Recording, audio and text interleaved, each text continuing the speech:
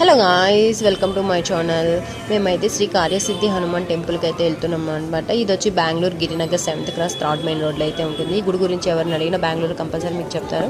ఎందుకంటే ఈ గుడి యొక్క ప్రతిష్టత ఏంటంటే మనం కొబ్బరికాయ కట్టామంటే ఏదైనా కోరిక కోరుకుంటే కంపల్సరీ జరుగుతుంది అనేసి విన్నాను చాలాసార్లు. అందుకని మేము కూడా అయితే వెళ్ళిపోయాము. ఇక్కడ ఏంటంటే మనం కొబ్బరికాయ కట్టిన 15 days చాలా నిష్టగా అయితే ఉండాలి. నాన్ వెజ్ అస్సలు తినకూడదు. వాళ్ళు ఇచ్చిన ఆంజనేయ స్వామి మంత్రాన్ని మనం కంపల్సరీ ప్రతి ఒక్క రోజు 108 times అయితే చదవాలి.